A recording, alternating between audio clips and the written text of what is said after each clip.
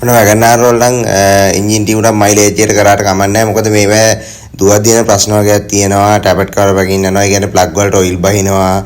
මේ වගේ total body එකේ කාබන් පිරෙනවා. ඉන්ජෙක්ටර් වල කාබන් පිරෙනවා. ඒ වගේ ප්‍රශ්න ටිකක් තියෙනවා. අනිත් වාහන වල වගේ නෙමෙයි.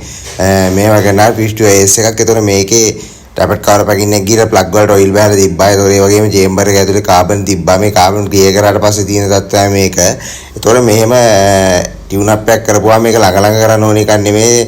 ඉන්ජින් එක කන්ඩිෂන් වෙනවා, වතුර ලීක්, ඔයිල් ලීක්, එතකොට ඉන්ජෙක්ටර් සුද්ධ වෙනවා. ඒ වගේ කන්ඩිෂන් වීමක් තමයි වෙන්නේ. ටොටල් එක ලර්න් කරන්න ඕනි කියලා පස්සේ අනිවාර්යෙන් නැත්නම් වාහනේ හයි ස්පීඩ් යනවා. දැන් මේකේ බලන්න ප්ලග් ගෙවිලා තියෙනවා. ඒතකොට ප්ලග් මාරු කරලා ටියුන් අප් කරාට පස්සේ කාලයක් දුවා ගන්න පුළුවන් ප්‍රශ්නයක් නැතුව.